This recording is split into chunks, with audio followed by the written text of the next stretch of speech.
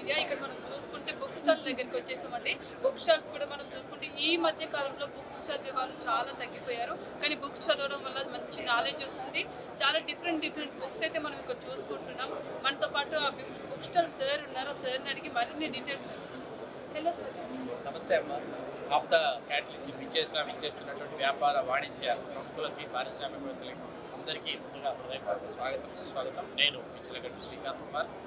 ఈవేళ ఇక్కడ వేదవర్షిని ప్రచురణలు, అట్లాగే మిరియాల వెంకటరావు ఫౌండేషన్, చక్కపూడి రామరావు ఫౌండేషన్, ఈ ఫౌండేషన్లని అనుసరించి వాళ్ళు ప్రచురించినటువంటి పుస్తకాలు ఏవైతే ఉన్నాయో వాటిని తీసుకురావడం జరిగింది. వాటిలో మరీ ముఖ్యంగా 30 సంవత్సరాల పాటు నేను చేసినటువంటి కృషి మన చరిత్రకు సంబంధించి దక్షిణాపథాన్ని రాసిన తెలంగాణ సముద్ర చరిత్ర తీసుకురావడం జరిగింది.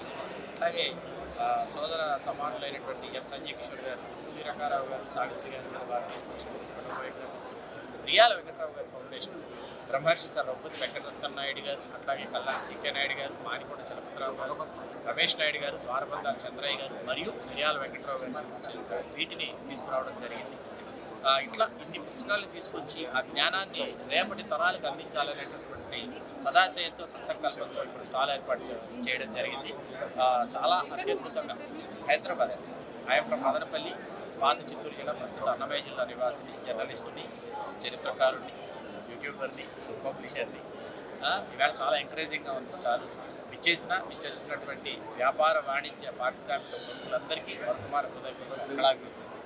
Thank you so much sir. అలాగే మన వాయిస్ గ్లోబల్ మీడియా తరఫున కూడా మీకు ఆదరణ చెప్తున్నాను. Thank you.